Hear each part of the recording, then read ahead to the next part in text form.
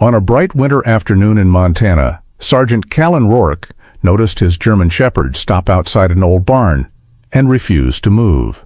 Inside, an elderly woman named Eleanor was working far harder than anyone had asked, as if resting meant she might lose the right to stay.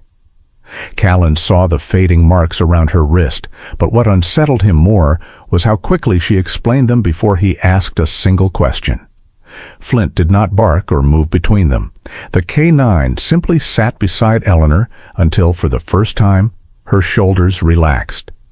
What Callan could not yet see was that Eleanor had spent years being told that control was care, and disagreement meant she could no longer trust herself. Helping her would force a police sergeant who had spent his life protecting others to confront a harder question. When does protection stop being love and start becoming someone else's decision? Share a touching or unforgettable story about an animal you love, and don't forget to like, share, and subscribe to the channel. The late November sun had turned the snow across Hawthorne Ranch almost painfully bright by the time Sergeant Callan Rourke pulled off the county road. He had been awake since before dawn. A domestic disturbance near the edge of Silver Creek had stretched into paperwork. A traffic collision had closed one lane of Highway 12, and somewhere between those two calls he had forgotten whether the coffee cooling in the center console was his second cup or his fourth.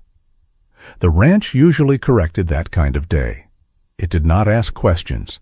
It simply waited. White pasture rolled toward the dark line of pine-covered hills. Frost clung to the rails of old fencing.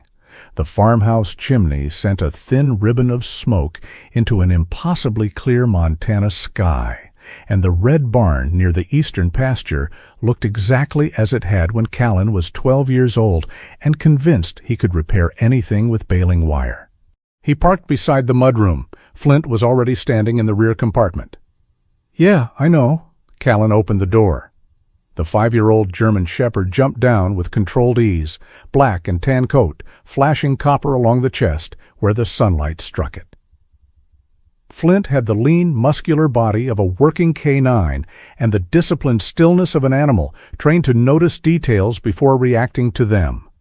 His right ear stood perfectly upright, the left tipped outward slightly whenever he relaxed. He was relaxed now, at least for the first 6 steps. Callan unzipped his insulated police jacket as he crossed the yard. The black analog watch on his left wrist showed 3:47.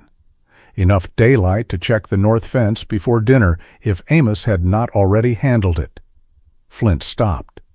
Callan took 2 more steps before noticing. Come on. Nothing.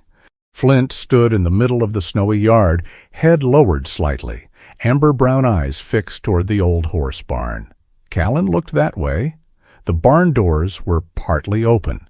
No horse was loose. No machinery was running. Flint! The shepherd did not move. Callan had spent years working beside the dog. Flint did not freeze because a squirrel crossed a field or because a barn cat decided to be interesting. When Flint became completely still, Callan paid attention. A side door on the equipment shed opened. Amos Reed stepped outside, carrying a wrench in one hand.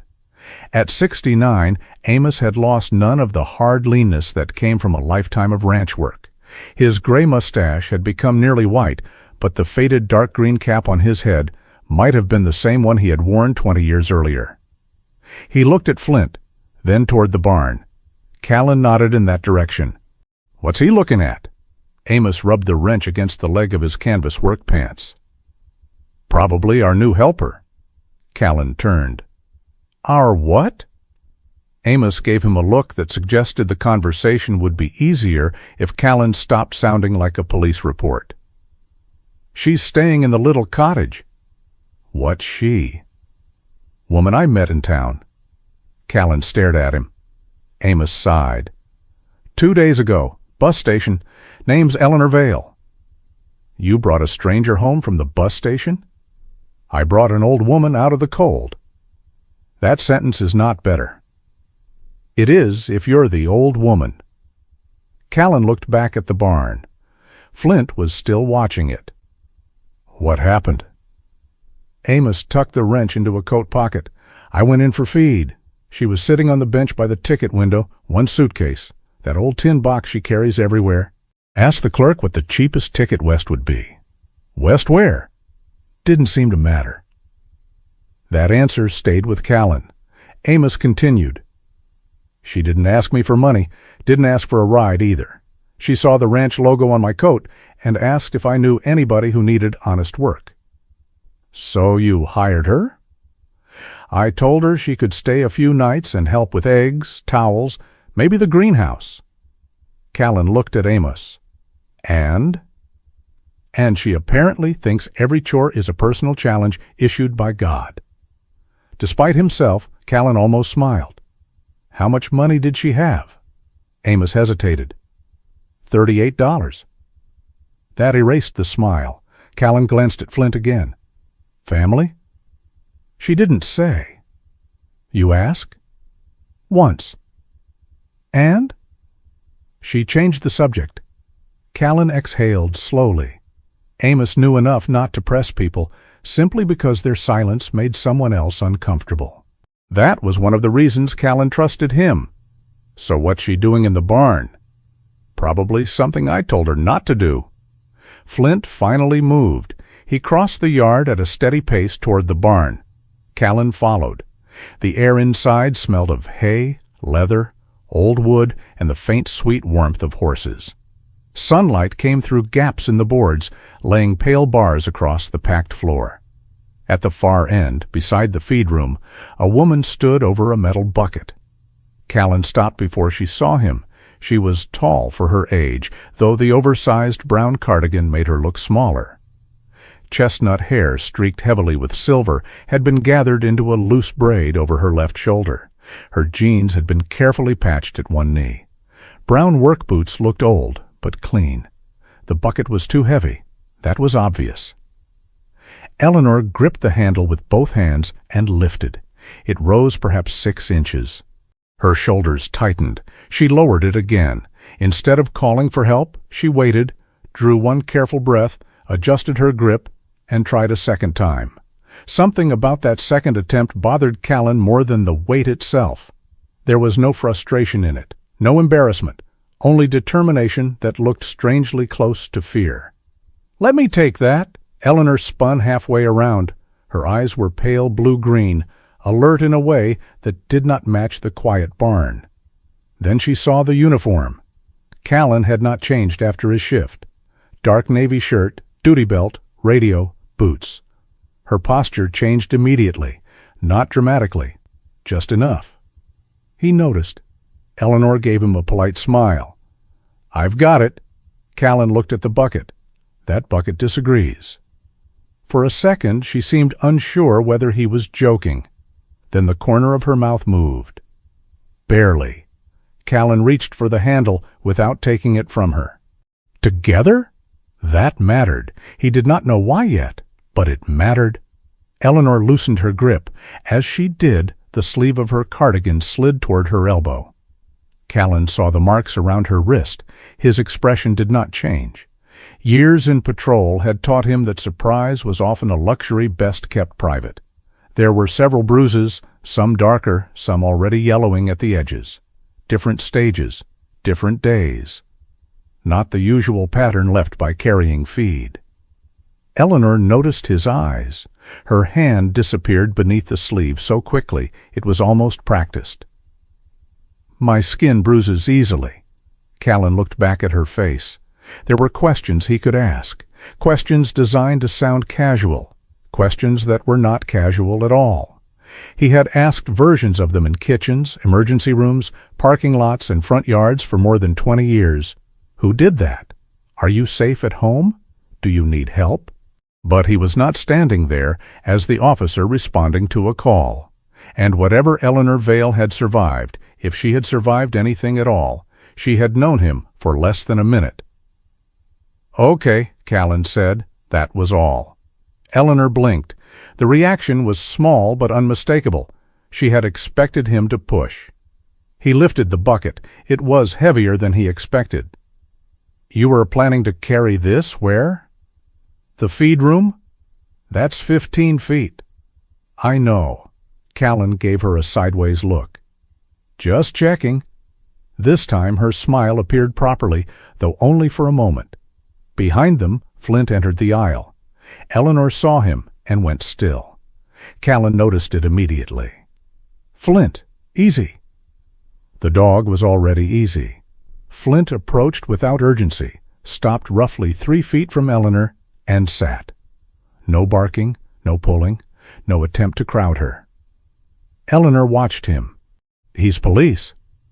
Technically retired from full duty. Flint glanced at Callan as if objecting to the phrasing. Callan added, He has opinions about that. A faint sound escaped Eleanor, almost a laugh. She looked down at the shepherd again. May I? Callan nodded. If he wants to. Eleanor slowly extended one hand. Her fingers trembled once. Flint leaned forward just enough to rest his dark muzzle against her palm. Nothing more. Callan watched Eleanor's shoulders. They lowered. Not much. But they lowered. For some reason, that tiny movement affected him more deeply than the bruises had. A person could hide fear in words. The body was less cooperative. Eleanor kept her hand against Flint's muzzle for several seconds. You're a good boy, she whispered. Flint closed his eyes. Callan carried the bucket into the feed room. When he returned, Eleanor had picked up a dented tin box from the bench beside the stall. Old gray metal, rounded corners, scratches across the lid. She tucked it beneath one arm immediately. Callan said nothing.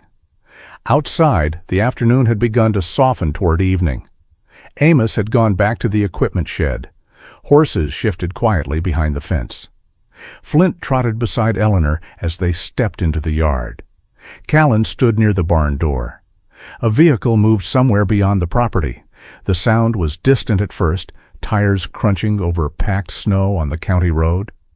Callan barely noticed. Eleanor did. Her head turned instantly. The polite softness disappeared from her face. She stared past the cottonwoods toward the road. The vehicle slowed. It was too far away to make out clearly through the trees. Only a dark shape moving behind white ground and vertical trunks. Eleanor's fingers tightened around the tin box. Flint lifted his head. His body went still. Callan looked from the road to Eleanor. She had stopped breathing normally. The vehicle continued past. Its engine faded into the valley. Eleanor remained frozen for another few seconds before forcing a smile. I should put this away. Callan nodded. Cottage is warm? Yes. Amos knows how to fix everything except a thermostat. Eleanor managed another small smile. Then she walked toward the cottage with the tin box pressed against her ribs. Flint watched until the door closed. Callan stayed beside the barn. He had met people running from debt, from embarrassment, from mistakes, from grief. He had also met people who never used the word running because admitting there was something behind them made the danger feel closer.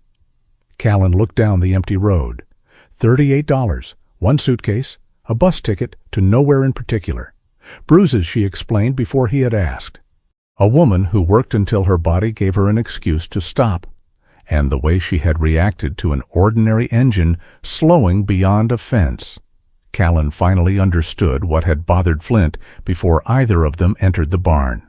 Eleanor Vale had not come to Hawthorne Ranch because she needed work. She had come because she needed somewhere the past would not know to look, and Callan was beginning to suspect the past was already looking. Morning came quietly to Hawthorne Ranch. The storm had passed during the night, leaving the valley under a clean blue sky and a fresh layer of snow that softened every fence post, roofline, and wagon track. Sunlight spilled across the farmhouse windows, bright enough to make the kitchen feel warmer than it was. Amos Reed was already cooking. He stood at the stove in suspenders and a cream thermal shirt, turning biscuits from a cast-iron pan onto a towel-lined plate while bacon crackled beside him. Callan entered from the mudroom carrying 2 split logs beneath one arm. Flint followed, shook snow from his paws, then immediately crossed to the corner near the stove where the floor was warmest. "Traitor," Callan muttered. Flint ignored him. Amos glanced over his shoulder. "Coffee's fresh." "That your way of apologizing for bringing strangers home?" "No, that's my way of keeping you from becoming unbearable." Callan set the firewood beside the stove. Then he noticed Eleanor. She stood just inside the kitchen doorway. She had changed into a faded burgundy flannel shirt beneath the same brown cardigan from the day before. Her silver-threaded braid rested over her left shoulder. She held both hands together at her waist, almost as though she were waiting to be assigned something. There were 3 places set at the table. Eleanor occupied none of them. Amos pointed toward the coffee pot. "Coffee's hot. I'll eat later." Amos stopped. Callan did not. He crossed to the table and pulled the chair beside him away from it. "Sit." Eleanor's shoulders tightened. The reaction was immediate. Callan heard the command in his own voice a second too late. He had spent 20 years giving short instructions because short instructions kept people safe. "Stop. Stay there. Show me your hands. Step back. That language belonged on highways and emergency calls, not here." "Sorry," he said. Eleanor looked at him. "That sounded like work." A faint uncertainty crossed her face. Callan rested one hand on the chair instead. "There's a chair if you want it." Something about the difference seemed to matter. Eleanor remained where she was for another moment, then walked over and sat. Amos said nothing. He simply put a biscuit on her plate. Breakfast continued. Not smoothly, but normally enough. Amos complained about a tractor belt that had stretched overnight. Callan said the tractor had been old when dinosaurs were still filing taxes. Amos accused him of disrespecting American manufacturing. Eleanor listened. At first she barely touched her food. Then she took a small bite of biscuit. A few minutes later, Callan noticed her split the remaining half into 2 pieces. One stayed on the plate. The other disappeared into the pocket of her cardigan. She looked up and realized he had seen. Her hand froze. Callan reached for his coffee. Nothing in his expression changed. Eleanor slowly withdrew her hand from the pocket. "Sorry." "For what?" "I wasn't thinking." Callan took a drink. "Seems like you were." She studied him, uncertain whether that was criticism. It was not. Amos pushed the butter toward her without looking up. Eleanor reached for the coffee pot, then stopped. "May I have some more?" Amos finally looked at her. "It's coffee, Eleanor, not federal property." Her mouth twitched. Callan leaned back. "That's a dangerous thing to say around me." For a few seconds, the atmosphere became almost easy. Then Amos turned too quickly at the stove. The handle of the cast-iron pan caught the edge of a metal lid. The lid struck the floor with a hard clang. Eleanor flinched so violently that the coffee in her cup spilled across the saucer. The room went silent. She stared at the overturned lid, then at Amos. "I'm sorry." Amos frowned. "You didn't drop it." "I know, I just—" She stopped. Callan reached for a kitchen towel and wiped the coffee without commenting on what had happened. Eleanor watched him. "Is this okay?" He looked up. "The coffee?" "The table." Callan understood then that she was not asking whether the spill was acceptable. She was asking whether she was. He folded the towel once. "You're having breakfast." Her eyes lowered. "That's all?" "That's all." For the next few minutes, nobody tried to make the moment meaningful. That helped more than reassurance would have. After breakfast, Amos began clearing plates while Callan took Flint outside for a few minutes. When they returned, Eleanor was carrying 3 mugs toward the sink. The dented tin box sat near the edge of the table. Callan noticed it because yesterday she had barely let it leave her hands. Perhaps that was why what happened next felt so sudden. Eleanor reached for a plate. Her elbow brushed the box. It tipped, hit the floor. The lid burst open. Paper scattered beneath the table. Photographs slid across the hardwood. Recipe cards, yellowed receipts, folded newspaper clippings, envelopes, and one small brass plaque spun beneath a chair. Eleanor stopped breathing. No. She dropped to her knees. No, no, no. Her hands moved too quickly. A photograph slipped from her fingers. Callan crouched, but did not touch anything. Eleanor? I've got it. The words came sharper than they had yesterday, not angry, afraid. Callan stayed where he was. All right. Flint walked between the chairs. His nose hovered over one photograph. Callan almost told him to leave it. Instead, Flint picked it up carefully by one corner. He carried it to Eleanor. The photograph showed a younger Eleanor standing beside a broad-shouldered man in a flower-covered apron. Both were laughing. Behind them hung a hand-painted bakery sign. Flint lowered his head and placed the photograph in front of her. Eleanor stared at him. Then an unexpected sound escaped her. A laugh, small, breathless, but real. Of course you'd pick that one. Flint sat. Eleanor took the photograph. That was Nathan. Callan did not ask who Nathan was. Eleanor told him anyway. My husband. She brushed flour that no longer existed from the picture with her thumb. He thought every photograph needed to be taken while someone was working. Said posed pictures made people look like they were waiting for the dentist. Amos knelt and retrieved the little brass plaque from beneath the chair. He read it. Vale Morning Bakery. Eleanor's smile remained. Cotton Ridge. You owned a bakery? Amos asked. For 37 years. Callan looked at the scattered recipe cards. That explained the handwriting. Every card was precise. Measurements aligned neatly down one side. Notes filled the margins. Less sugar when apples are sweet. Add butter only after dough rests. Nathan always overmixes this. Eleanor picked one up. He did. What? Callan asked. Overmixed everything. Her smile widened. He could make bread better than anyone I ever knew, but give him pie dough, and he turned it into roofing material. Amos laughed. I've eaten some roofs in my life. For the next 10 minutes, the box stopped looking like something Eleanor guarded. It became a door. Nathan had started work before sunrise. Eleanor had baked cinnamon rolls and fruit pies. Farmers came before auctions. School teachers stopped on Fridays. Truckers knew which booth was warmest in January. Eleanor told them that Nathan believed a town could survive almost anything if somebody kept coffee on and bread in the oven. Then Callan picked up a receipt and saw the date. 6 years earlier. Eleanor saw it too. The warmth in her face faded. After Nathan died, I sold it. Silence settled gently rather than abruptly. Callan could feel the sentence continuing somewhere behind her eyes. But she did not say the rest, so he handed her the receipt. That must have been a hard place to leave. Eleanor folded it once along an existing crease. Yes. Nothing more, and nobody asked for more. By afternoon, she seemed restless. Callan went to check the north fence while Amos worked in the greenhouse.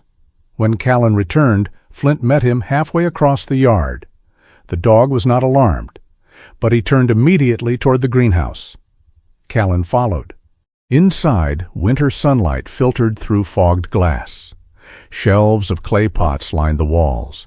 The space smelled of damp soil, cedar, and tomato vines long past their season. Eleanor was holding a watering can. Amos stood 10 feet away, trimming dead stems from a planter. I told her the small one, Amos said. This is the small one, Eleanor replied. Callan looked at the watering can. That thing has its own gravitational field. I'm fine. She took 2 steps, stopped. One hand reached for the edge of a wooden bench. Callan saw the color leave her face. Eleanor? Her knees softened. The watering can hit the floor. Callan reached her before she went down completely and guided her onto the bench. "I'm fine," she said again. This time even she did not sound convinced. Flint stood beside her, attentive but calm. Callan crouched. "Look at me." She did. "Dizzy?" "A little." "Chest pain?" "No." "Trouble breathing?" "No." "When did you eat before this morning?" Eleanor hesitated. That was answer enough. 35 minutes later, they were driving toward Silver Creek Family Clinic. Eleanor sat in the passenger seat.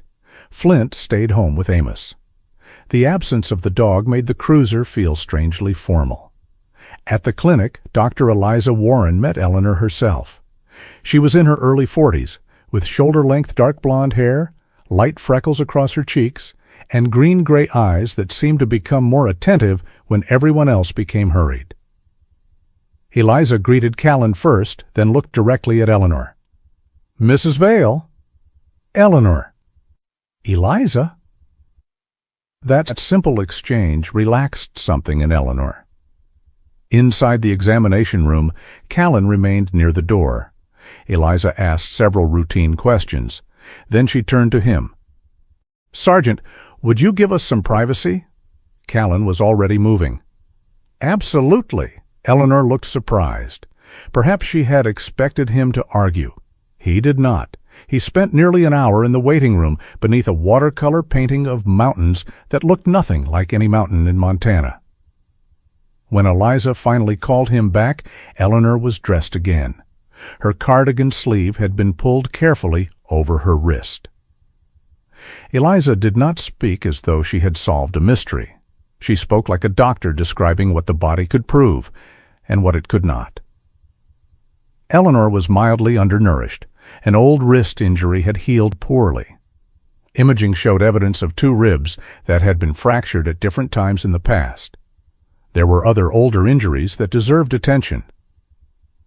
Eliza folded her hands.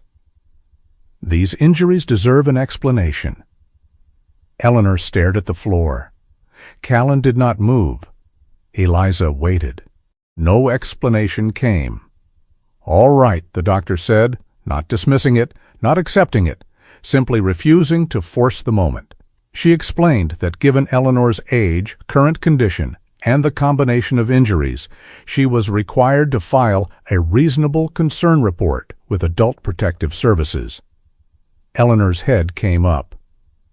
"I'm not asking anyone to arrest anybody." "No one said you were." "Then why report it?" "Because my responsibility is to make sure someone has the opportunity to talk with you about safety and choices." Choices? Callan noticed that word. Eleanor looked toward him. He kept his hands at his sides. "This isn't my investigation," he said. Something in her expression shifted. Perhaps relief, perhaps disappointment. He could not tell. By the time they returned to Hawthorne Ranch, darkness had settled over the fields. Amos had left soup warming on the stove. Eleanor ate quietly, then carried the tin box back to the cottage. Later, Callan went outside to bring in firewood. He found Flint missing from his usual place beside the mudroom. The shepherd lay on the small porch outside Eleanor's cottage. Callan stopped. "Flint!" One ear moved. The dog stayed where he was. Callan considered calling him again, then decided against it. A thin line of light appeared beneath the cottage door. It opened 3 inches. Eleanor looked down. "You don't have to stay there." Flint rested his head between his paws. Eleanor stood quietly for a moment. Then she opened the door a little wider. Callan remained far enough away that she did not notice him. He saw Eleanor glance back into the room. Beside the bed stood a wooden kitchen chair. The night before, Amos had mentioned finding it wedged beneath the doorknob when he delivered extra blankets. Tonight, Eleanor lifted the chair. For several seconds she held it. Then she carried it away from the door and placed it beside the little table near the window. She looked once more at Flint. The dog closed his eyes. Eleanor shut the door. The lock clicked. Nothing else moved behind it. Callan stood in the snow with an armful of firewood. He had spent most of his career thinking safety was something built with locks, distance, radios, and people willing to arrive when called. Tonight, an old woman had moved one chair 6 feet across a room, and somehow that felt like the most difficult thing anyone on the ranch had done all day. Claire Hensley arrived at Hawthorne Ranch shortly after 10 in the morning, driving a county-owned crossover that looked painfully ordinary against the snow. Callan noticed that first. No marked cruiser, no uniform, no hard knock on the door. Claire stepped out wearing a camel-colored winter coat over a deep teal sweater, tortoiseshell glasses catching the pale sunlight as she pulled a leather document bag from the passenger seat. She was 38, with shoulder-length black curls pinned loosely away from her face and a manner that seemed deliberately unhurried. She did not carry herself like someone arriving to uncover a secret. She carried herself like someone prepared to sit as long as necessary. Amos opened the farmhouse door before she reached the porch. "You must be Claire." "I must be Amos." "That depends. You bring paperwork?" "Unfortunately." "Then you're definitely Claire." By the time Callan came in from the barn, Eleanor was already seated at the kitchen table with both hands around a mug of tea. Flint lay near the stove. Claire sat across from Eleanor, not beside her. Callan appreciated that detail. Nobody was surrounding her. Claire glanced toward him. "Sergeant Rourke?" "Callan's fine." "Good. Claire's easier than Ms. Hensley." Then she turned back to Eleanor. "Before we talk about anything else, I want to make one thing clear." Eleanor's fingers tightened slightly around the mug. "You're not required to tell me your whole life story. You're not under investigation. You're not in trouble." Eleanor looked down. Claire continued, "If you don't want my help, you can say no. If you want me to leave, I leave. If there are people you don't want contacted, you can tell me that too, unless there's some separate legal reason that changes things." Callan stayed by the counter. He had been in enough interviews to recognize what Claire was doing. She was not gathering control. She was returning it. Eleanor took several seconds before speaking. "Will my son get in trouble?" The question landed differently than Callan expected. Not, "Am I safe?" Not, "Can you keep him away?" Her son. Claire did not answer too quickly. "That depends on whether there's something that needs to be investigated." Eleanor's eyes lifted. "I don't want to ruin his life." Claire's voice stayed gentle. "Talking about your life doesn't automatically ruin someone else's." Eleanor looked toward the window. Snow glittered across the yard. Flint raised his head, then lowered it again. Callan felt something inside his understanding shift. He had been thinking in simple lines. Someone had frightened Eleanor. Someone had hurt her. Someone needed to be held accountable. But fear tied to family didn't move in straight lines. It folded back on itself. Love could survive where trust did not. Guilt could remain long after safety disappeared. And people could want protection while still trying to protect the person who had harmed them. Claire asked, "Who were you living with before you came here?" Eleanor's silence lasted long enough that Amos quietly left the kitchen and took his coffee with him. "My son," she said. "His name?" "Preston." "Preston Vale?" Eleanor nodded. "And his wife, Diane." Claire made a small note. Callan watched Eleanor, not the notebook. "What was living there like?" Claire asked. Eleanor's jaw tightened. "Fine, mostly." Claire waited. Eleanor added, "After Nathan died, I wasn't very good with things for a while." "What kind of things?" "Bills, bank papers, insurance. Preston helped." "Did you ask him to?" "At first." That phrase changed the air. At first, Claire did not react. "What does that mean now?" Eleanor's gaze dropped to the tea. He handles the accounts. All of them? I think so. You think so? Eleanor's face flushed. I don't know the passwords anymore. Callan stayed perfectly still. Claire asked, Do you want law enforcement involved right now? Eleanor answered immediately. No. Callan's instinct rose faster than his judgment. The bruises, the old injuries, the car slowing on the road, the $40. But Claire had already looked toward him, not warning, just reminding. This was Eleanor's answer. Callan folded his arms and said nothing. Claire nodded. All right. Eleanor looked up, surprised. That's it? For today? You're not going to convince me? No. Claire closed the folder. I may have to follow up because of the report from the clinic, but I'm not going to turn your life into a contest where everybody argues louder than you. Something in Eleanor's expression softened. Callan remembered his mother, not the hospital, not the assisted living center. A morning 3 months before he moved her. She had stood in her kitchen, one hand braced against the counter, furious because he had taken her car keys. You keep saying it's temporary. It is. No, Callan. Temporary is what people say when they want you to stop arguing. He had hated that sentence, mostly because part of him had known she was right. Claire rose. I'll come back. Eleanor nodded. Then Claire added, If you decide you want more help before that, you call me, not because you owe me anything, because you get to decide when. After Claire left, Eleanor disappeared into the cottage for nearly an hour. Callan did not follow. Instead, he went behind the farmhouse and unlocked the old greenhouse. The hinges complained. Inside, winter had won. Dead stems leaned over dry pots. Dust covered the long wooden work table. Several clay planters had cracked from cold years earlier and never been replaced. Callan stood there longer than he intended. His mother had loved that place. Not dramatically. She simply disappeared into it whenever the house became too loud. She grew rosemary through winter, tomatoes too early in spring, and flowers Callan could never remember the names of. After she died, he had closed the greenhouse and told Amos they would deal with it later. Later had become years. He found Eleanor near the chicken coop. I need your opinion.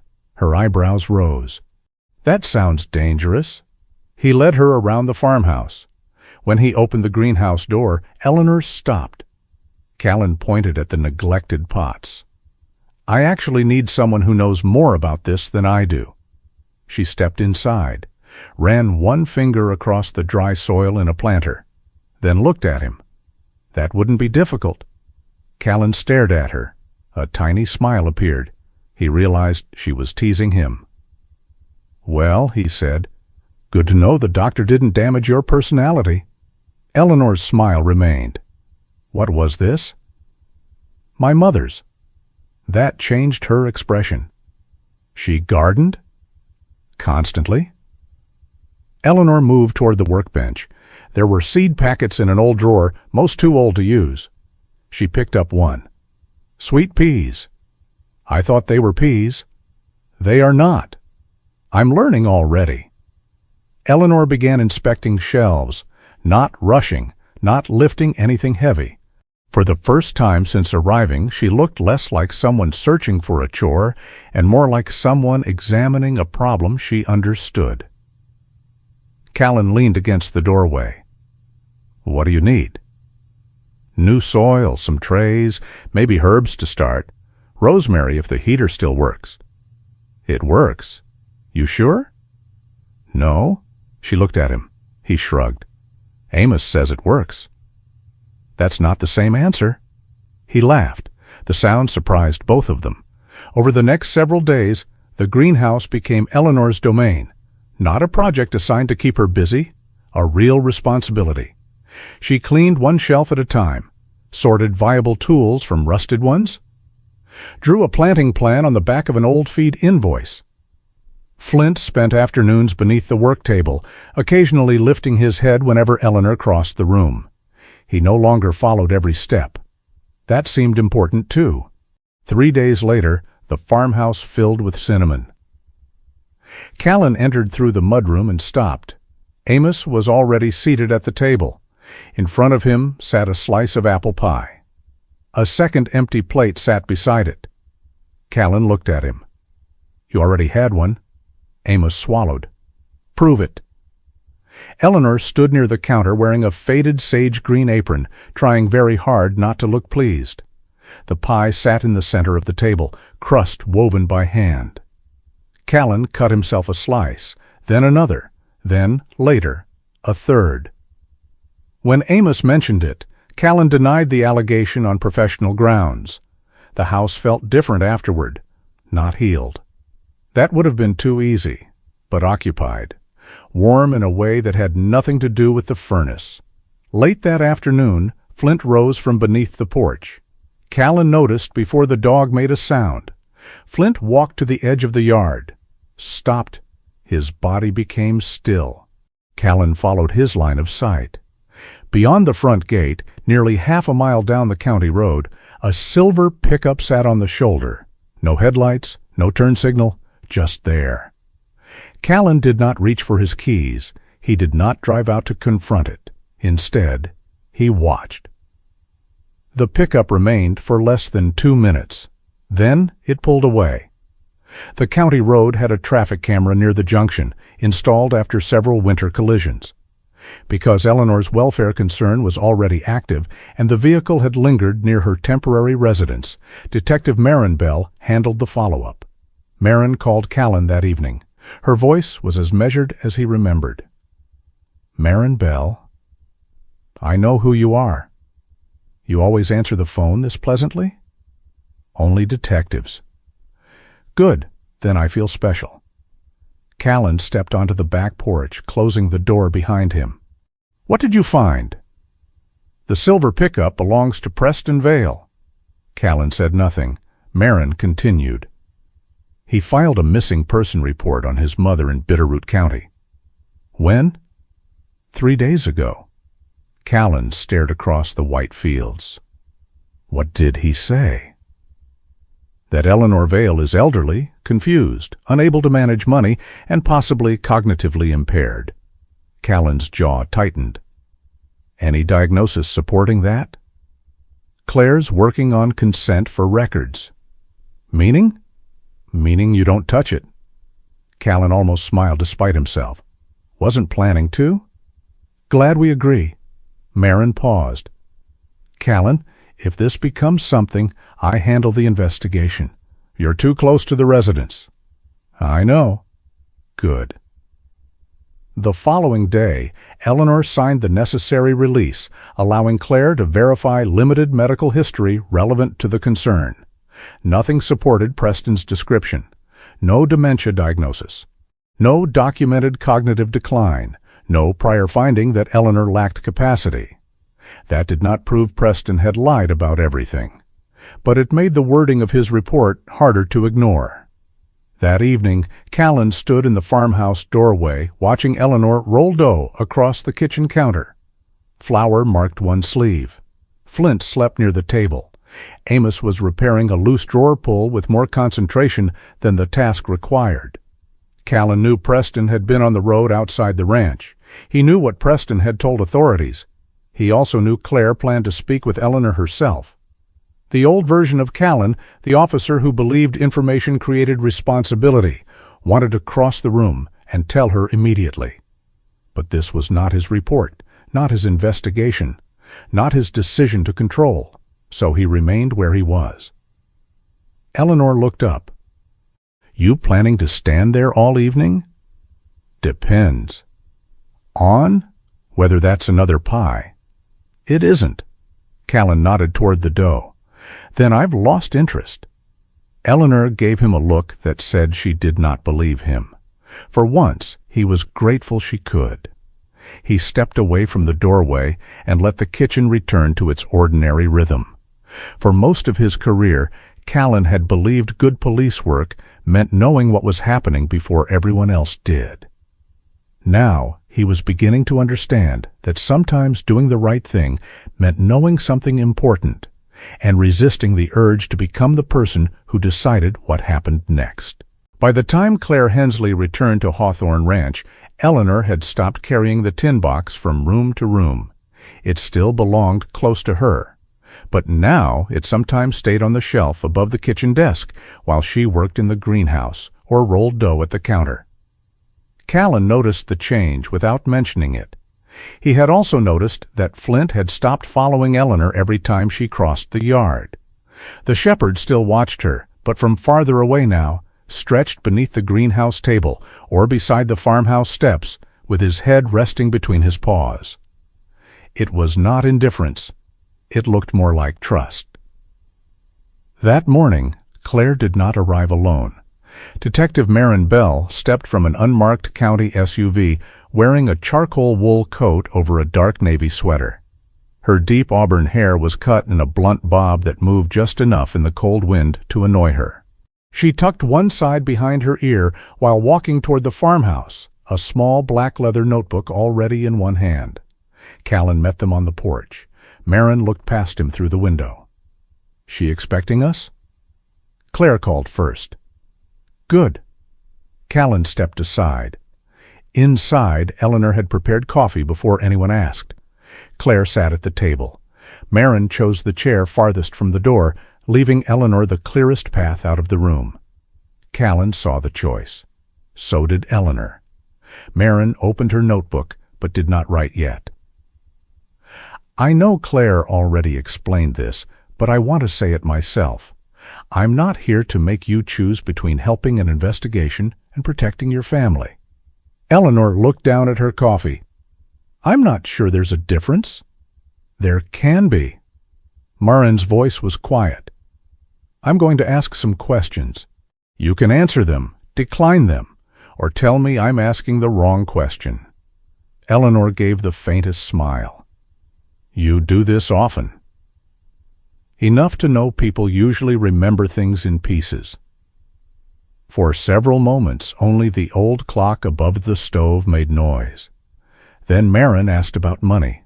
Eleanor's fingers moved around the rim of her mug. "Preston handled the bank accounts." "When did that start?" "After Nathan died." "Did you ask him to?" "Yes." "At first?" Eleanor glanced at Claire. Claire gave no signal either way. "At first?" Eleanor repeated. Marin finally wrote something. "What changed?" Eleanor stared toward the frost-bright window. "He said I was making mistakes." "Were you?" "I forgot to pay the electric bill once." "That happens." Preston didn't think it should. She said it without anger. That troubled Callan more than anger would have. Marin asked, "Did you still have access to the accounts?" "For a while." "And later?" Preston changed the passwords because he said online banking was too complicated. "Did you ask for the new passwords?" Eleanor nodded. "What did he say?" "That if I needed anything, I should tell him." Callan remained near the far counter, arms loose at his sides. He did not want Eleanor looking at him for approval. Marin continued. "Your phone?" "Diane kept track of it." "What does that mean?" "She said I lost it too often." "Did you?" Eleanor paused. "Once." Claire lowered her eyes. Marin did not react. "And your car?" "Preston kept the keys." "Why?" "He said winter roads were dangerous." "Only in winter?" Eleanor did not answer. That was answer enough. Marin turned one page in the notebook. "Could you buy things without asking him?" Eleanor's face changed, not dramatically. A tired embarrassment settled over it. "Small things." "What counted as small?" "Toothpaste? Shampoo? Groceries?" He preferred Diane to handle those. "Clothes?" "Usually I asked." Callan thought of the $38 Amos had said Eleanor carried at the bus station. He said nothing. Eleanor looked from Marin to Claire. He had a lot of pressure. There it was, the defense, almost automatic. His business was struggling. Diane had medical bills for a while. Everything got expensive. Marin closed the notebook halfway. I'm not asking whether Preston had pressure. Eleanor's eyes lifted. I'm asking what happened to you. The distinction landed. Eleanor sat very still. Then she whispered, I know. Marin did not argue further. That afternoon, the investigation began moving somewhere. Eleanor's memory alone did not have to carry it. With appropriate consent and legal process, Marin obtained financial records tied to the accounts Eleanor had identified. The first thing she found was not proof. It was complexity. Large transfers had moved from Eleanor's savings into a business account connected to Preston's failing contracting company. Some transfers had Eleanor's signature. Several loan documents did too. That meant nobody could simply point at the paperwork and call it fraud. People signed bad agreements every day. People gave adult children money they later regretted. People changed their minds. Marin refused to build a case out of assumptions. She sent questionable documents for forensic review.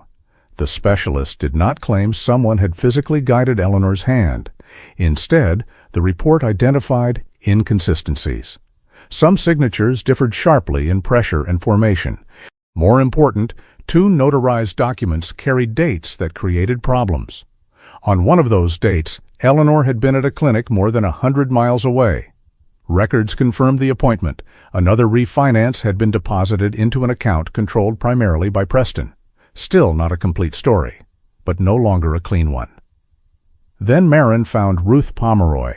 Ruth was 66 and had lived 3 houses down from Eleanor for nearly 15 years. She met Marin at a small diner in Cotton Ridge, wearing a rust-red quilted coat and rectangular navy glasses. Her silver hair was cut short, and her hands never stopped moving around the coffee cup in front of her. I should have called somebody, Ruth said, before Marin had asked the first question. Marin set down her notebook. Tell me what you remember. Ruth remembered Eleanor driving everywhere before Preston moved in. Then Eleanor stopped driving. Ruth remembered calling and getting Diane instead. Again and again. She always said Eleanor was resting. Ruth looked toward the window. At first I thought they were being protective. What changed? One January night I saw Eleanor outside. Outside where? Her garage, Ruth swallowed. It was snowing. She didn't have a coat on, just a sweater. What happened? I went over. Ruth pressed both palms around the cup. She told me she'd argued with Preston, said the door had locked behind her. You believe that? No. The answer came immediately. Did you report it? Ruth stared at the coffee. No. Why not? Because Eleanor begged me not to. There was no dramatic confession, no hidden recording slid across the table. Just an older woman admitting that she had seen something wrong and accepted silence because silence was easier than risking a friendship.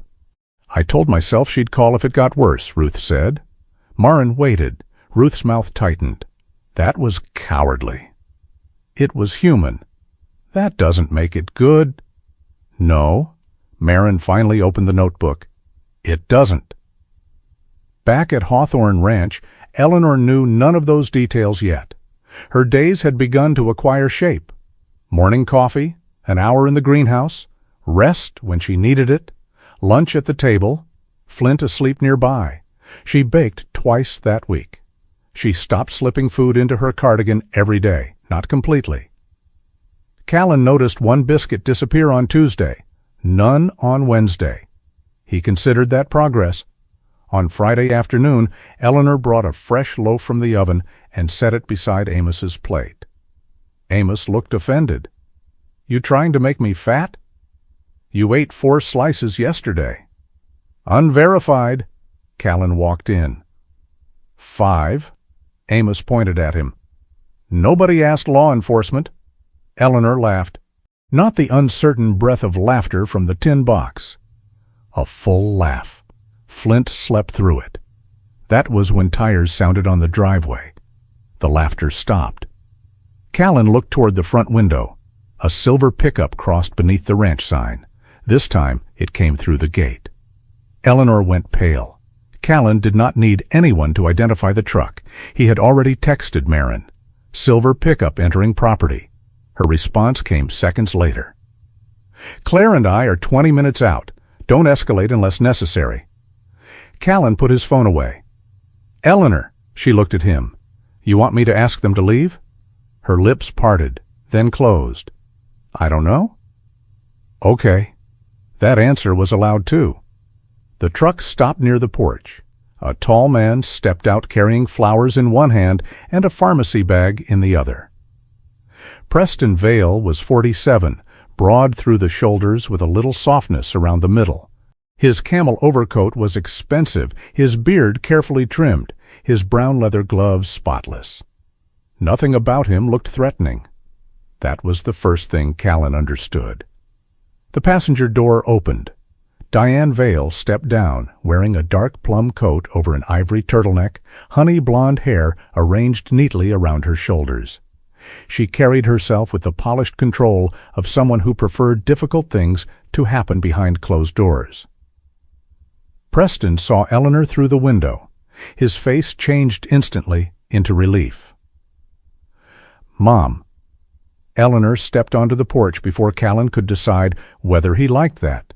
He stayed several feet behind her. Flint came out too. The shepherd stood near the porch rail. Preston raised the flowers. Mom, everybody's been worried sick. Eleanor stared at him. Diane gave a careful smile. We brought your medication. I have medication. We didn't know if you had enough. Preston looked at Callan. Sergeant, I appreciate what you've done. His tone was respectful, almost warm. But my mother needs to come home. Callan kept his hands away from his belt. That's her call. Preston's smile thinned slightly. You don't understand her condition. I don't need to. Preston blinked. Callan continued. I need to understand what she wants. This is a family matter. Then talk to your family. Preston turned to Eleanor. For a moment, his face softened. Maybe some of it was genuine. That possibility made the scene harder, not easier. Mom, please. Eleanor gripped the edge of her cardigan. You left without telling us. Diane didn't sleep for 2 nights. Diane looked down. Preston stepped closer. Flint stood. Callan gave no command. The dog did not move toward Preston. He simply positioned himself beside Eleanor. Preston noticed. His jaw tightened. I came all this way to take you home. Eleanor looked toward the truck. Callan saw movement behind her eyes, not confusion, calculation. Old habit. Preston lowered his voice. Let's stop embarrassing the family. The sentence struck harder than anything else he had said. Eleanor's shoulders folded inward. She took 1 step off the porch. Callan's instinct screamed at him to intervene. Stop her. Tell Preston to leave. Stand between them. Instead, he remembered Claire. Safety matters. So does choice. He remembered his mother saying temporary was what people said when they wanted you to stop arguing. Flint stayed beside Eleanor, not in front.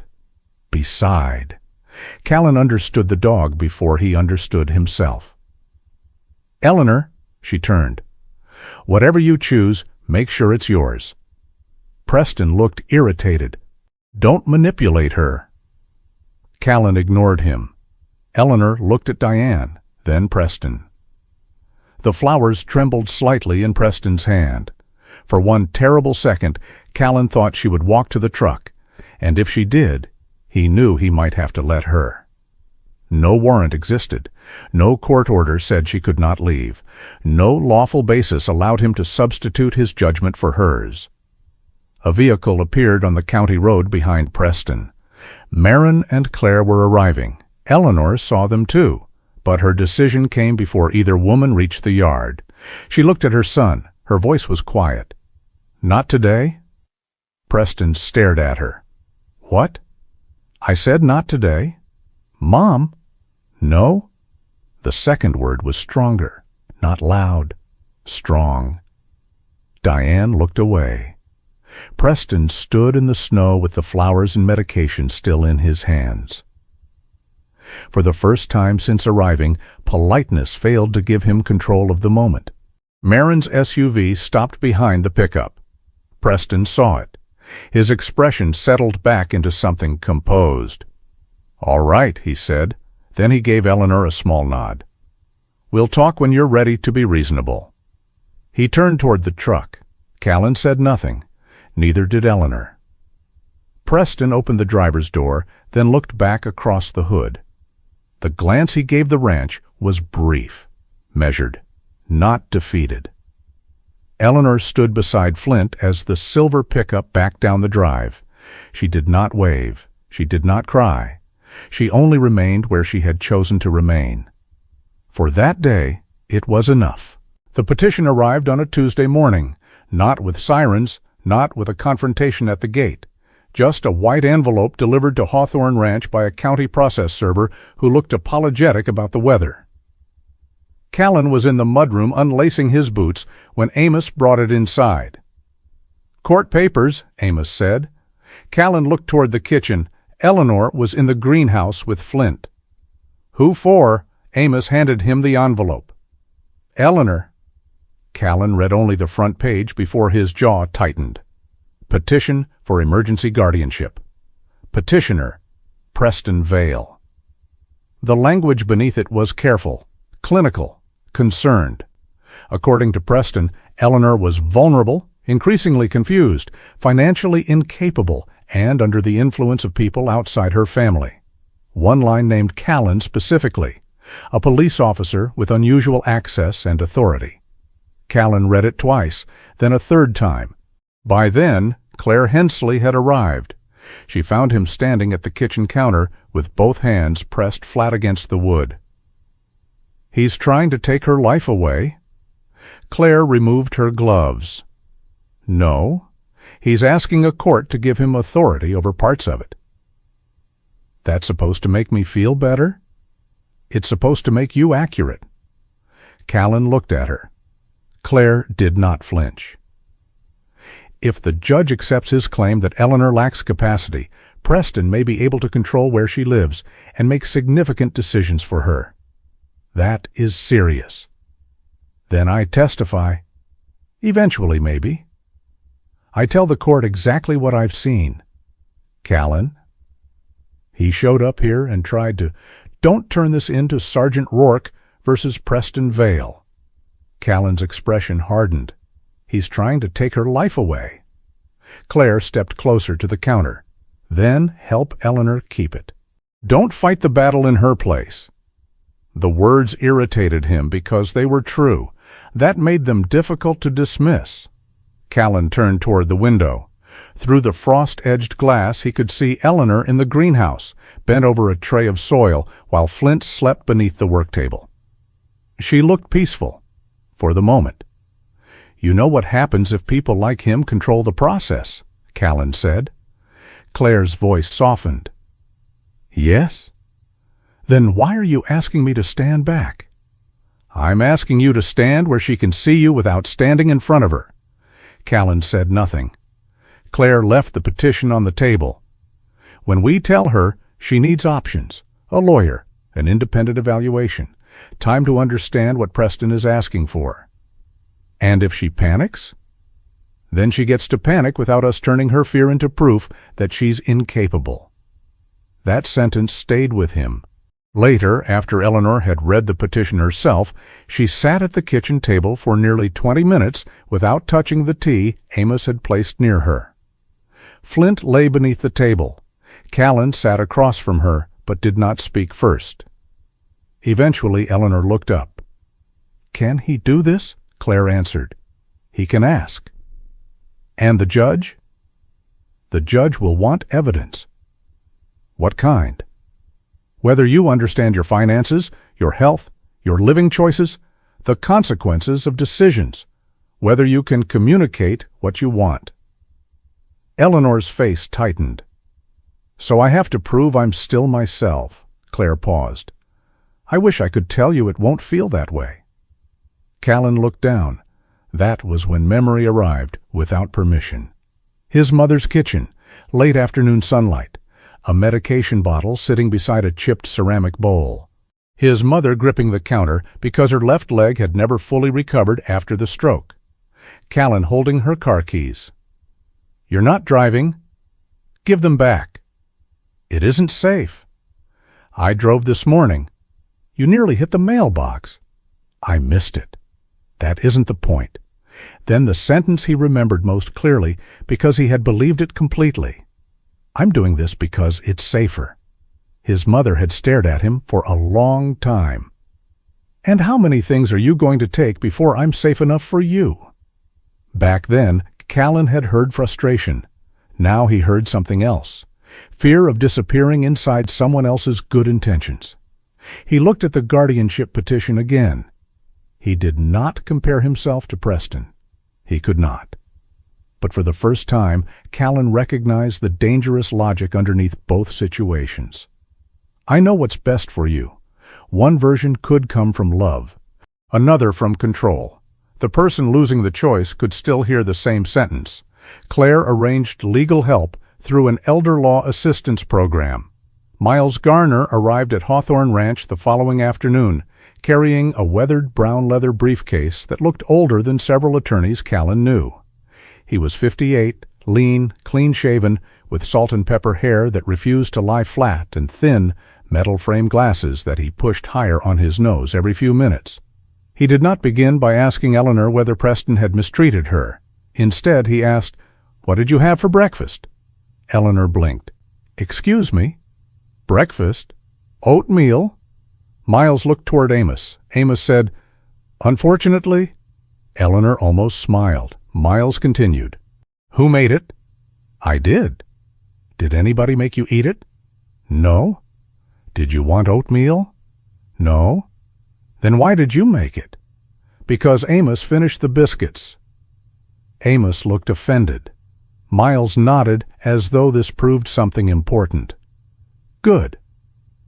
He spent the next hour talking about ordinary decisions, medication, bank accounts, housing, what Eleanor wanted to happen if she became sick, what she understood about the petition, what risks she believed she faced if she returned to Preston, what risks she believed existed if she stayed away. Callan realized Miles was doing something subtle. He was not teaching Eleanor the right answers. He was allowing her to demonstrate how she thought. Dr. Eliza Warren performed the initial medical assessment. A geriatric specialist in Missoula completed a separate cognitive evaluation 2 days later.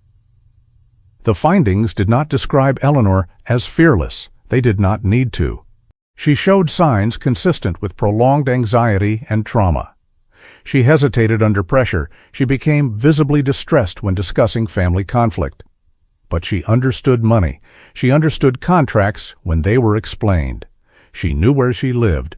She understood the guardianship petition. She could explain the consequences of either returning to Preston or remaining elsewhere. Most importantly, she could express preferences consistently.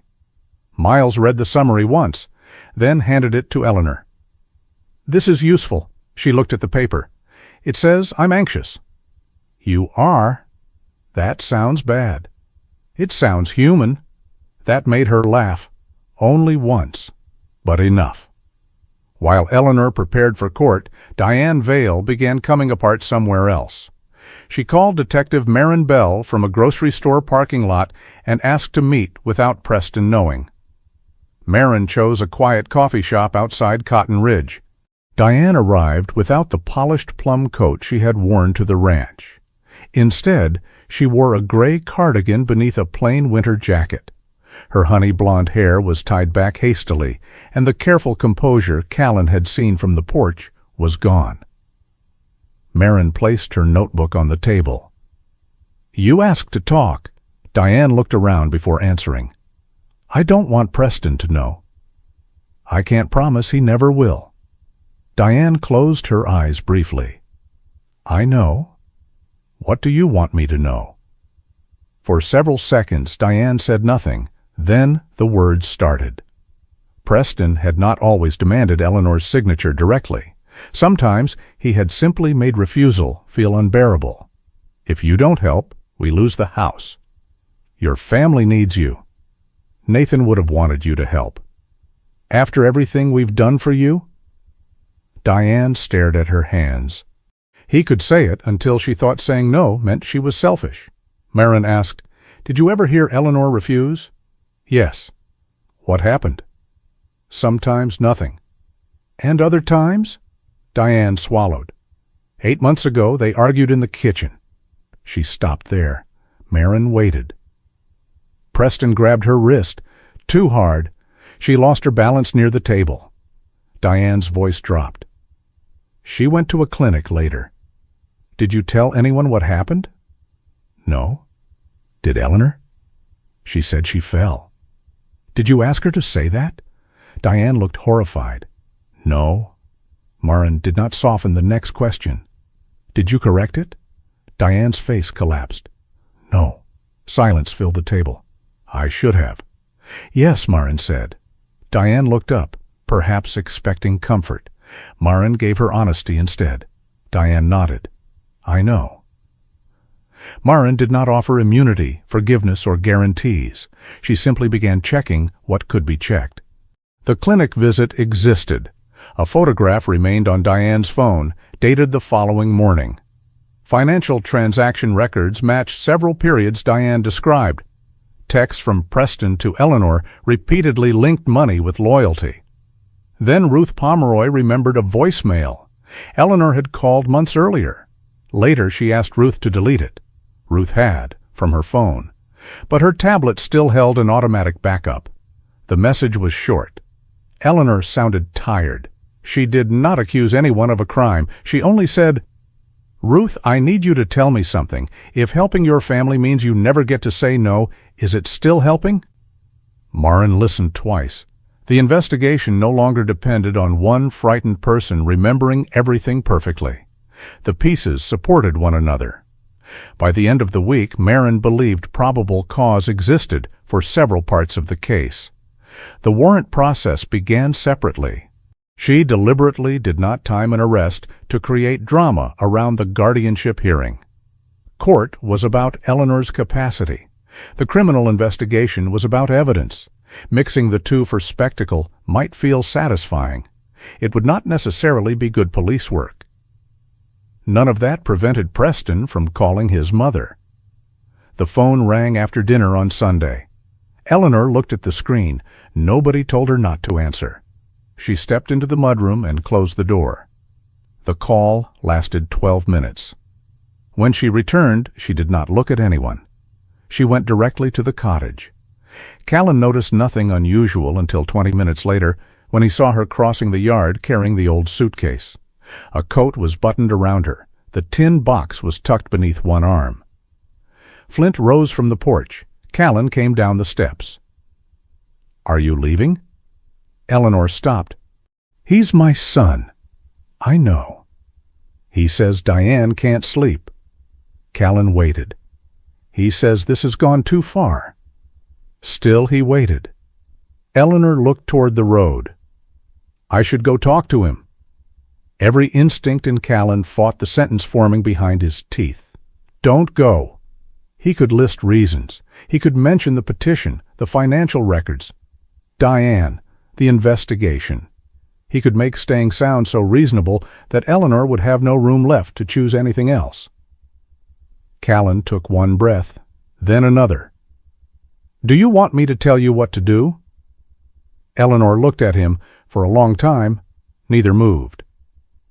"No." Callan nodded. "Then I won't." That seemed to hurt her more than an order would have.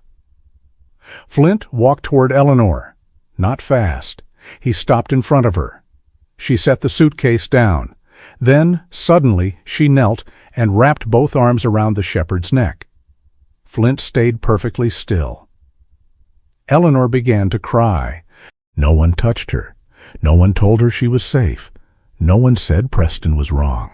she cried with her face against Flint's warm fur until her breathing slowed. Then she sat back on her heels. Flint looked at her. Eleanor looked at the suitcase. After several seconds, she stood. She unbuttoned her coat, slipped one arm free, then the other. Callan remained where he was. Eleanor draped the coat over the suitcase handle. "I don't want to go." Callan felt something in his chest release, but he did not smile. He did not say, "Good." He did not congratulate her. He asked only, "What do you want to do with the suitcase?" Eleanor looked toward the cottage. "Put it back." Callan reached for it, then stopped before touching the handle. "You want help?" This time Eleanor nodded. "Yes." Callan lifted the suitcase. Flint walked beside them toward the cottage. The choice Eleanor made that night was not permanent. No choice had to be. Tomorrow she might doubt herself. She might miss Preston. She might feel guilty. She might change her mind 3 times before breakfast. But none of that erased what had happened in the snowy yard. No detective had persuaded her. No court had ordered her. No police officer had blocked the road. Eleanor had stood between leaving and staying with both paths open, and for the first time the words came entirely from her. "I don't want to go." The county courthouse looked almost peaceful beneath the winter sun. Snow covered the courthouse lawn in an unbroken sheet of white, and the sky above Silver Creek was so clear that the mountains seemed close enough to touch. Cars moved carefully along streets, narrowed by plowed snowbanks. People climbed the courthouse steps carrying folders, coffee cups, briefcases, and ordinary worries. Eleanor Vale stood at the bottom of those steps for several seconds before moving. She wore a dusty blue wool coat over a cream blouse and charcoal trousers. Her silver-threaded braid rested over her left shoulder. The pearl earrings she had once told Callan belonged to her mother caught a small flash of sunlight when she turned her head. Callan stood beside her. Not ahead, not behind. Beside. "You all right?" he asked. "No?" He nodded. "Fair answer." Eleanor looked up at the courthouse. "Are you?" Callan considered pretending. "No." That earned the smallest smile. Amos had stayed outside with Flint. The courthouse did not allow animals except under specific circumstances, and today Flint's job was not to be evidence, protection, or spectacle. He simply waited. Inside, Miles Garner was already organizing papers at counsel table. Preston sat across the room beside his attorney. He wore a medium gray suit, white shirt, and burgundy tie. His beard was carefully trimmed. His posture was composed. If someone had walked into the courtroom knowing nothing, Preston might easily have looked like exactly what he claimed to be. A concerned son trying to help an aging mother. That was what made the morning difficult. There were no monsters in the room, only people, and the consequences of what they had chosen to do. Diane sat several rows behind Preston. She did not look at her husband. The judge entered. Everyone stood. The hearing began. Preston's attorney opened carefully. He did not call Eleanor incompetent. He called her vulnerable. He spoke about her age, her recent health problems, her sudden departure from home, her decision to stay on property owned by people she barely knew. He noted that she had signed financial documents in the past and was now questioning some of those same transactions. Then he turned toward Callan. And during this period, Mrs. Vale developed a close relationship with a police sergeant who had professional authority, investigative connections, and a personal interest in the matter. Callan felt Miles glance toward him. He did not move. The attorney continued. No one is suggesting Sergeant Rourke acted with malicious intent, but influence does not need to be malicious to be influence. It was an effective argument. Callan hated that because it was true in principle. Miles did not object. He simply wrote something on a yellow legal pad. The attorney finished by saying Preston was not asking to punish Eleanor. He was asking to protect her. Callan felt the old phrase settle badly in his chest. Protect her. He had learned enough by then to know the word itself proved nothing. Miles stood, He did not begin with Preston. He did not mention the pending investigation. He did not mention the financial irregularities. "This hearing is not about whether Mrs. Vale has made every decision wisely," he said. The judge looked up. "If that were the standard, none of us would remain independent for very long." A few people in the room shifted. Miles continued. "The question before the court is narrower. Does Eleanor Vale understand the decisions in front of her, their consequences, and her available choices?" He sat down. That was his entire opening. Dr. Eliza Warren testified first. She described Eleanor's health without exaggeration: mild undernourishment, past injuries, anxiety, physical recovery. Then Preston's attorney asked the question that mattered. "Doctor, is anxiety evidence of impaired judgment?" "Not by itself." "Can trauma affect decision-making?" "It can affect how someone responds to pressure." "Could that make a person vulnerable to influence?" "Yes." Callan watched Preston relax slightly. Then Miles stood. "Dr. Warren, does Eleanor Vale understand where she lives?" "Yes." "Does she understand her financial situation?" "Yes." "Does she understand what guardianship would mean?" "Yes." "Can she identify the benefits and risks of returning to live with her son?" "Yes." "And the benefits and risks of remaining elsewhere?" "Yes." Miles paused. "Did you conclude she lacks capacity to make those choices?" "No." That answer changed the room. Not dramatically, but enough. Claire Hensley testified next. She explained Eleanor had been offered services, declined some, accepted others, changed her mind at times, and consistently understood what those choices meant. Preston's lawyer seized on that. "She changed her mind?" "Yes." "More than once?" "Yes." "So her decisions have been inconsistent." Claire folded her hands. "Changing a decision is not the same as failing to understand one." The attorney tried again. "She nearly returned home after speaking with her son." "Yes." "Does that sound stable to you?" Claire looked directly at him. "It sounds like a mother with a complicated relationship with her adult child." The judge wrote something. Callan almost smiled.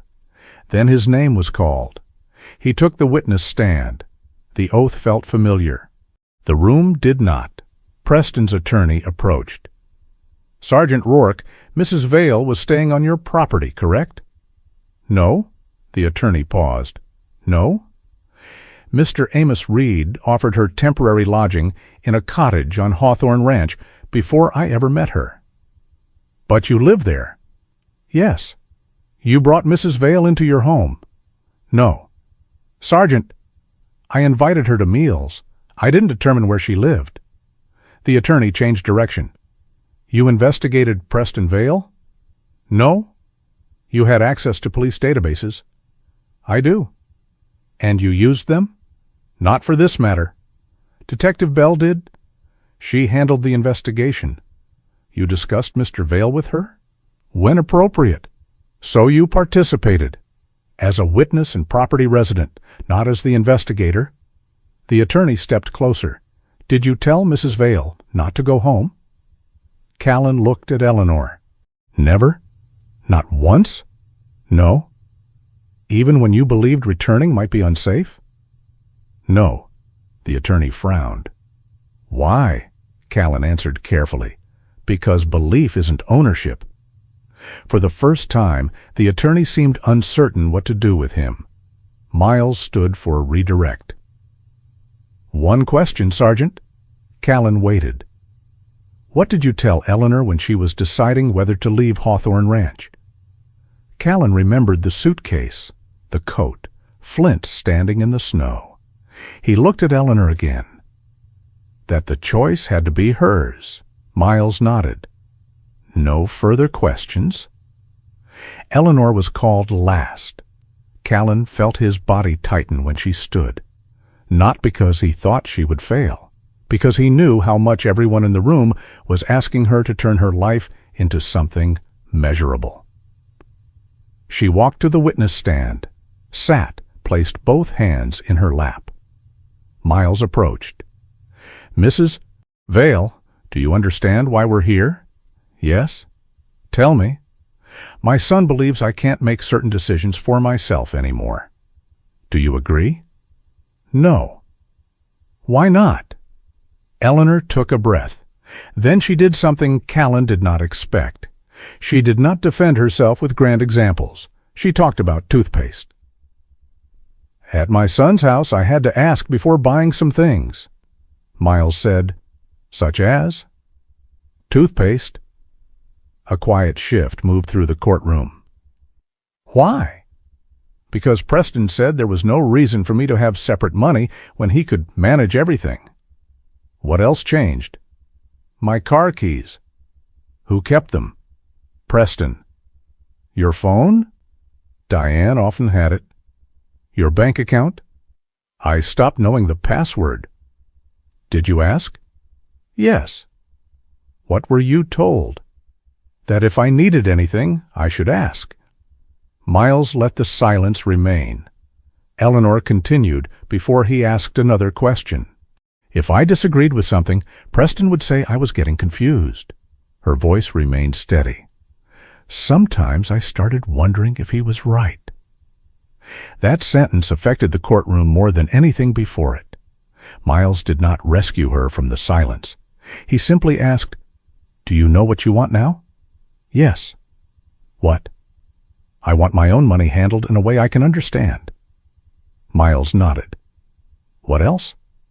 "I want to decide where I live." "And?" Eleanor looked toward Preston. "I want to be allowed to say no without that becoming proof that something is wrong with me." Preston shifted in his chair. His lawyer touched his sleeve. "Too late. I took care of you." The words came across the room before anyone could stop them. The judge looked sharply toward him. "Mr. Vale!" Eleanor turned. For several seconds she simply looked at her son. Callan saw grief there, not victory, not anger. Grief. "You started that way," Eleanor said. Preston's face changed. Eleanor's voice remained quiet. "And somewhere along the way, you stopped helping me and started owning me." No one moved. Preston opened his mouth. His attorney whispered something, and he stopped. That was the emotional climax of the morning. Not because Eleanor defeated him, because she named the difference she had spent years unable to name. The judge recessed briefly before returning with a ruling. The petition for emergency guardianship was denied. The court found insufficient evidence that Eleanor lacked the capacity to make personal decisions.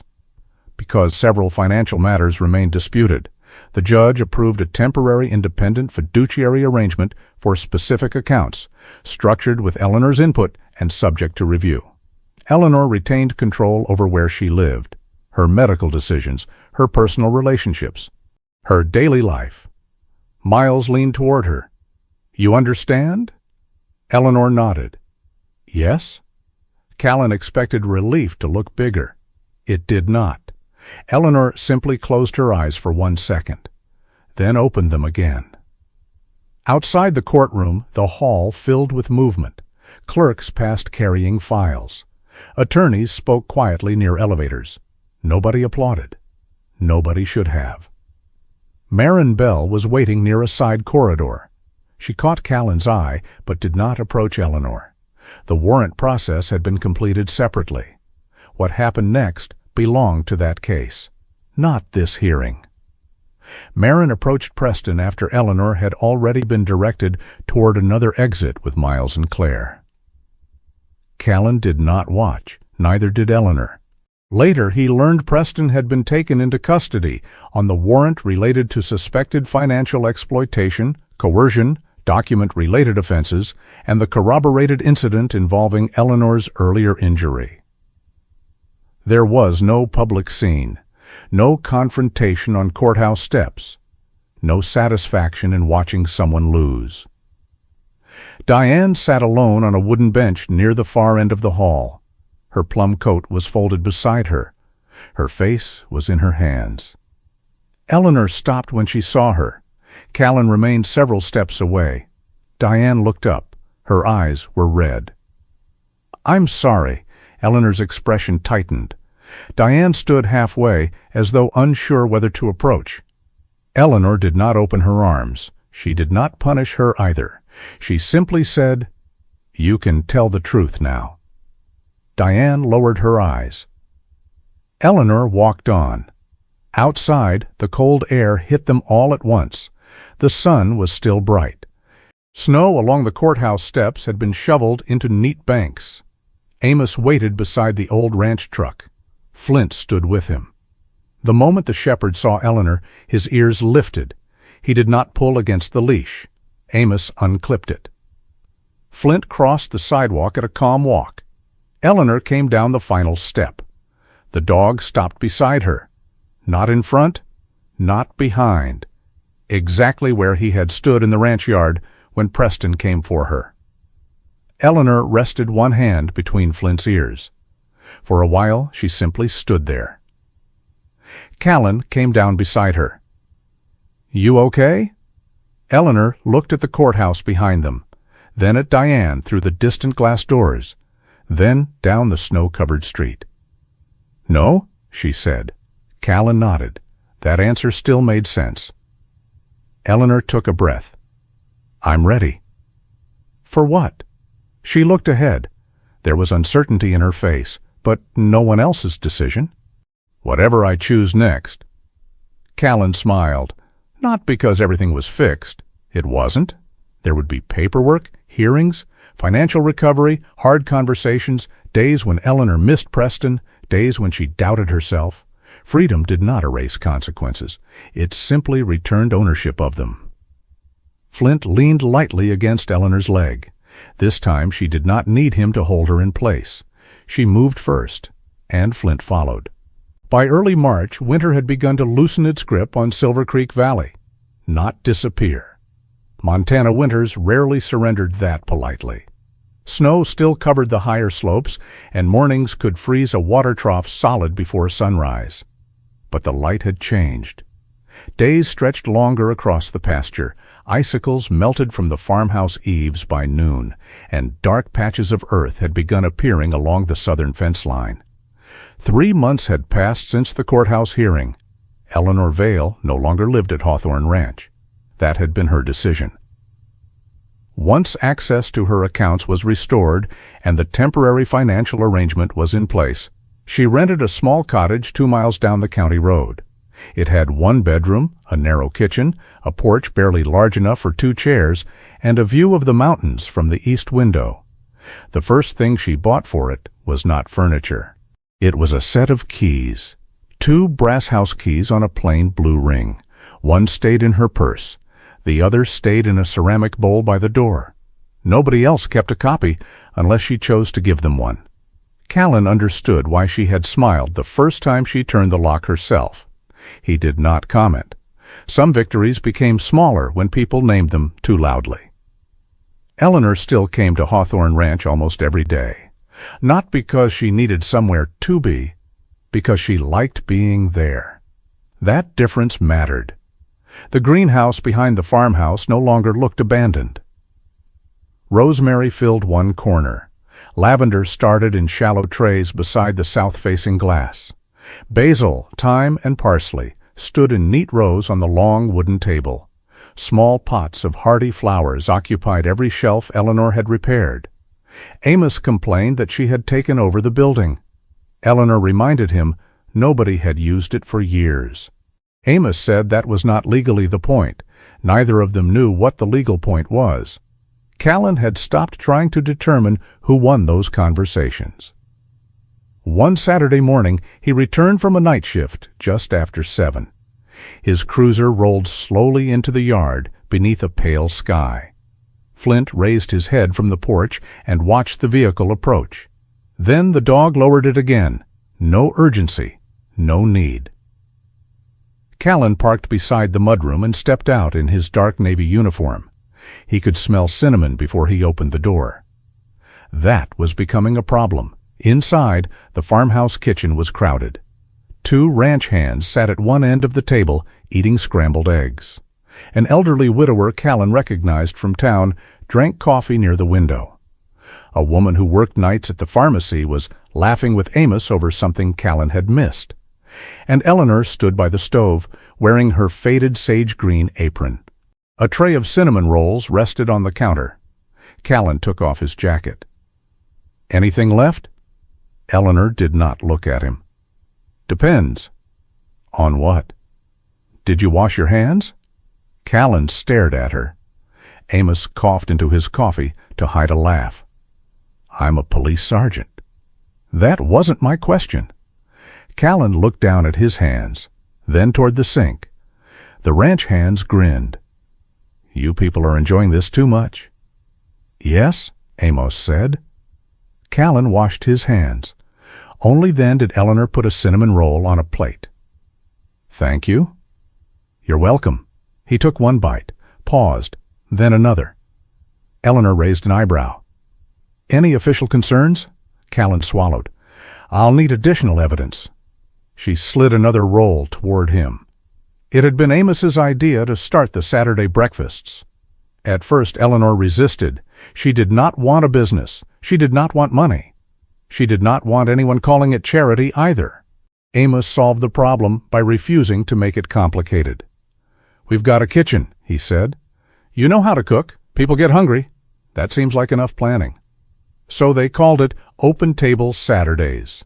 No signs asking people to explain why they came. No forms, no donation jar beside the door. Ranch hands came before early chores. Older neighbors came because winter made long mornings feel longer. Police officers finishing night shifts stopped for coffee. Travelers occasionally wandered in after hearing about it at the gas station. The only rule was Eleanor's. Nobody had to earn the meal. The rule had confused her the first time she said it aloud. Then she kept it. By late morning, the kitchen emptied. Amos carried dishes to the sink. Callan leaned against the counter with coffee. Flint slept beside the stove. Not light sleep. Not the working dog half-rest where one sound brought him instantly upright. His body was loose. One rear leg stretched awkwardly behind him.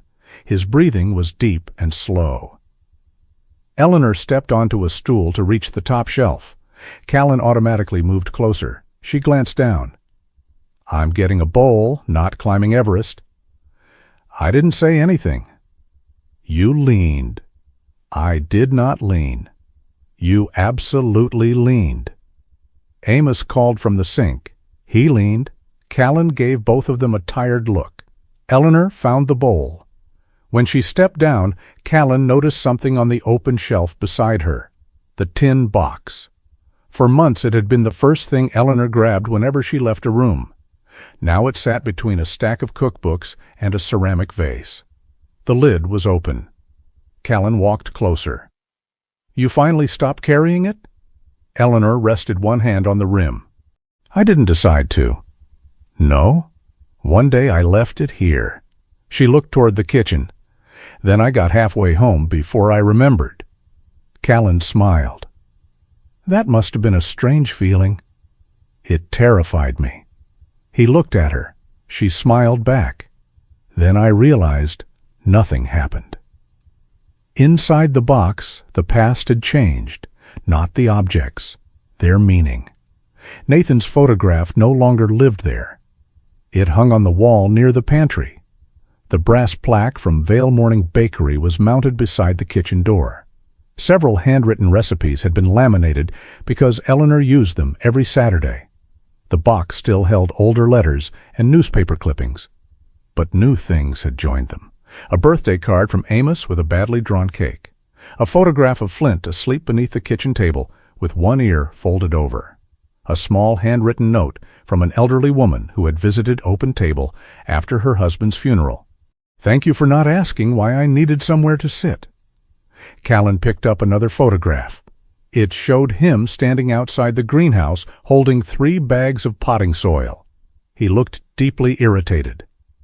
"Who took this?" "Amos." "I look ridiculous."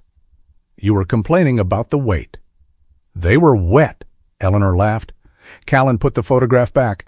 That does not belong with treasured memories. It does now.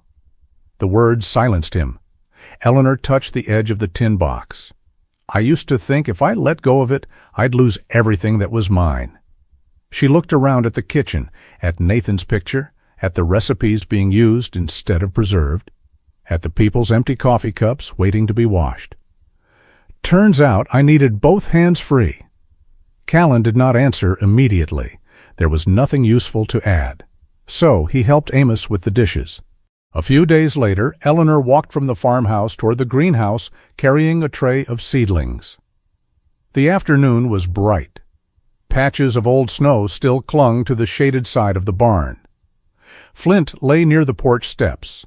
Callan was repairing a loose hinge on the front gate. A pickup appeared on the county road. It slowed. Callan noticed. Old instinct. He looked toward Eleanor. Months earlier, the sound of an engine slowing would have changed her entire body. This time she stopped walking. Only for a moment. She looked toward the road. The pickup passed behind the cottonwoods.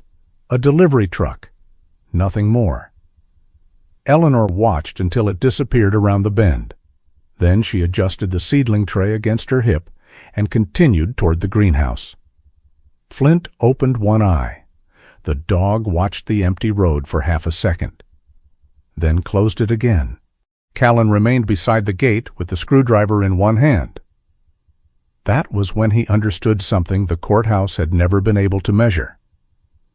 Progress was not Eleanor becoming fearless.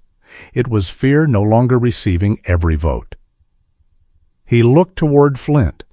The German Shepherd had spent the first weeks of Eleanor's stay sleeping outside her door, watching vehicles, listening to every footstep.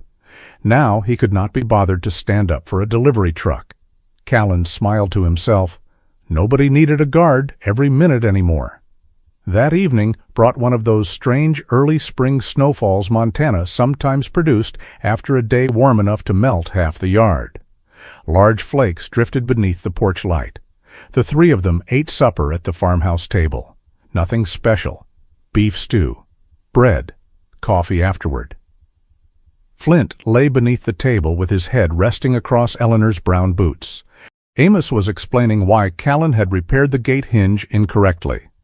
I repaired it correctly. It squeaks. It's a gate.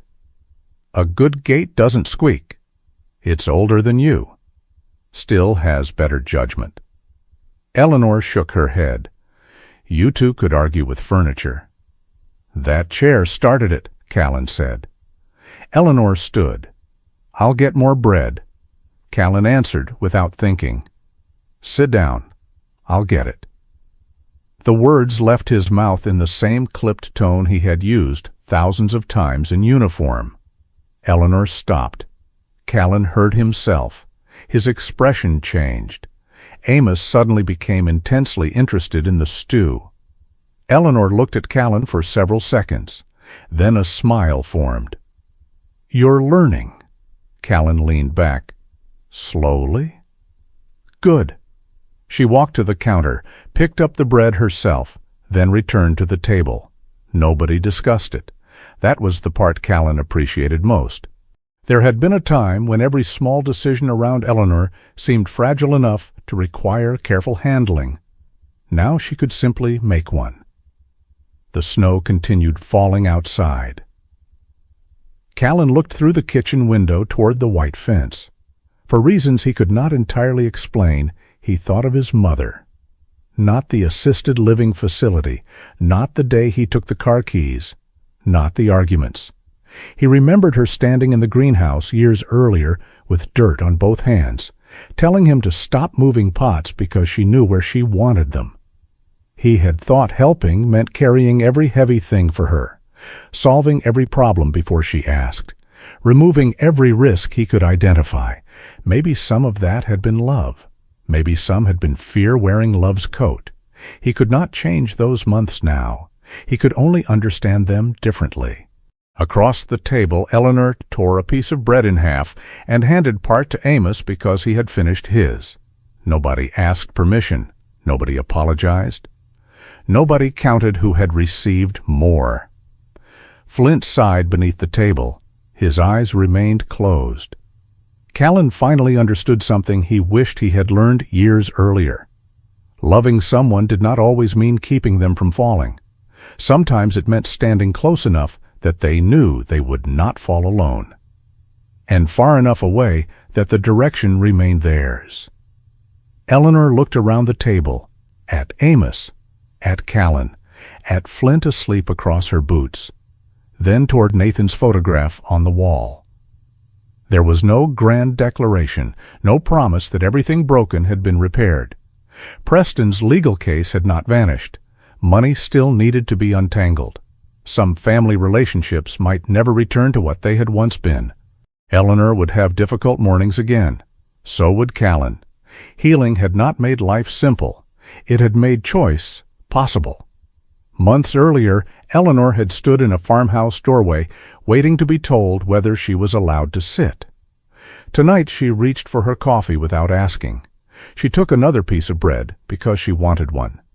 Then she leaned back in the chair as snow gathered quietly beyond the windows.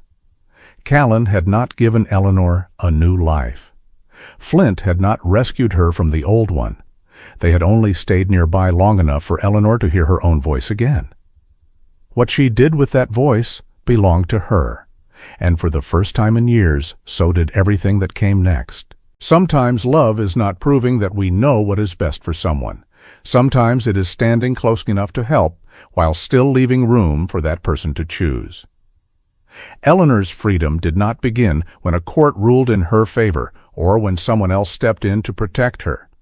It began in smaller moments, when she was allowed to say no, when she stopped asking permission for ordinary things, and when she realized that being cared for did not have to mean being controlled. That is a lesson worth carrying into our own lives. The people we love may need our strength, our patience, or our presence, but they also need the dignity of being heard. If this story made you think of someone in your own life, share your thoughts in the comments. And if you'd like to hear more stories about courage, loyalty, and second chances, subscribe and stay with us for the next one. May you have the wisdom to know when to help, the patience to listen, and the grace to let the people you love keep their own voice.